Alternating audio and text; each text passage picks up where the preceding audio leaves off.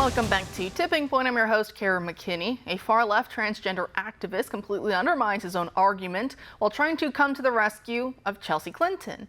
Ari Drennan of Media Matters was responding to a post made by Babylon Bee CEO Seth Dillon, who accused Clinton of supporting porn for kids because she was mad that 50% of the books being removed from school libraries involve LGBTQ themes and characters. To Drennan, Seth Dillon simply sent some pictures from one of the books in question by non-binary author Maya Kobabe, genderqueer. Drennan was so horrified by the picture, but seemingly without realizing it was a picture from the book, he replied, quote, "Hey Seth, I think you meant this for my DMs. You just sent me an unsolicited drawing of a," I'll just say BJ to kind of censor things here a little bit. And in a follow-up tweet added, quote, "So your position is that you're sexually harassing another man and you think that will go over better with your audience? Stop sending me this stuff, Seth. It's creepy," end quote. It is creepy. So without even knowing it, Drennan made our point for us, bring us back full circle as to why Chelsea Clinton's support for these books is akin to support for porn for kids. If Drennan as a grown adult felt this uncomfortable being shown such images, just imagine what an innocent child will feel picking this up at the school library or being read to it in class or having to complete assignments on themes found inside that book. Join us now to discuss all this and a whole lot more is Ian Haworth, columnist and host of Off Limits with Ian Haworth. Ian, thanks for being here tonight. Thanks for having me.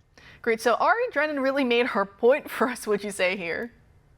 I mean, absolutely. It's the classic juxtaposition of this thing is not happening, but also we should make this thing absolutely legal. We see this all over the place, and I think it's hilarious that Seth Dillon basically shoved it in someone's face and made them argue either against porn in books for children, in which case we can all agree, or for porn in books for children, in which case they're making our point for us. So really nowhere to go with this. It's quite hilarious and also quite stunning to watch.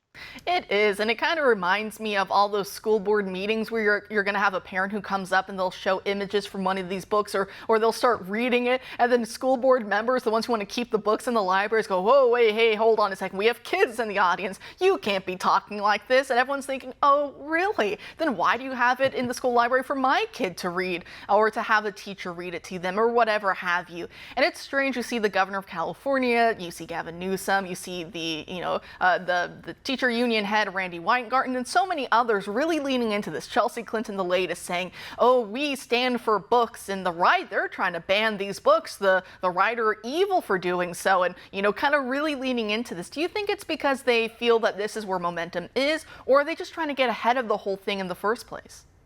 I think a lot of them are really just virtue signaling. I think they're playing at this. They obviously don't care about freedom of speech. One, they'll quite happily ban any of us for saying anything they don't like. This isn't about freedom of speech for them. I think a lot of them, though, don't actually understand really the depth of the issue or the details of the issue. I just think they see someone like Ron DeSantis and they think, well, he's going to be a threat in the future. Let's try and take him down. So let's paint him as a fascist wanting to control what our children see. And so I think a lot of them don't actually understand what's in a lot of these books, because I bet they wouldn't allow their children to read those books. And when they're forced to actually face the specific issue that the vast majority of conservatives have a problem with, which is porn in school, then they really have nowhere to go. And I think a lot of people like Chelsea Clinton, I don't think they're particularly deeply informed of this issue. I just think they see it as almost an easy win on their side, just to criticize their enemies.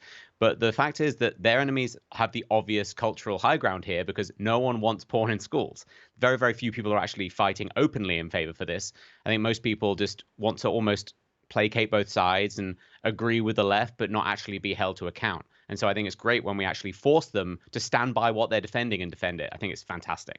I think that is a really good point that you bring up, because it is a losing issue when it's framed as what it really is, porn in books for kids in school. Most parents would hear that and be horrified. Right, left, center doesn't matter. But when they try and pivot and twist and say, oh, the real issue, the focal point here is banning books because you're a bigot, you right-wingers. Therefore, then parents who may not be paying attention just kind of hear, yeah, I'm hearing something about this book thing. It's, these bigots are saying, oh, we don't like gay people, and saying that's how the idea, that's what gets in people's mind. And then, of course, we then have to kind of overcome that hurdle saying, no, no, no, the issue here is porn. Look at the book yourself. But again, they don't want us reading it. They try and shut that down.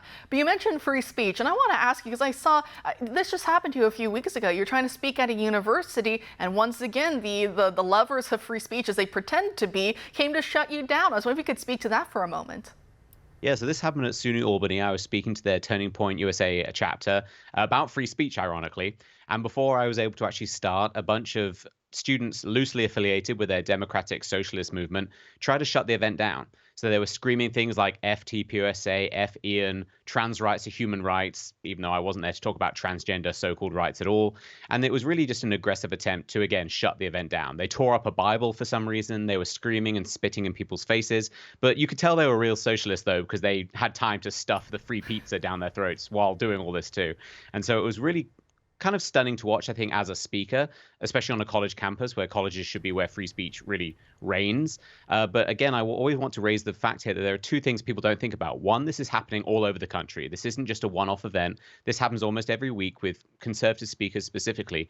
But also, I want to really call on people to not focus on the speakers necessarily. They get a lot of attention. I want to focus on the conservative students who have to live on these campuses. They have to go home and be followed home by some of these students. They have to face threatening emails and threats throughout their time in college.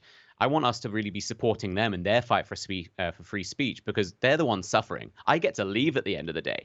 They have to stay there, and it's really horrific to see what's going on colleges across the country.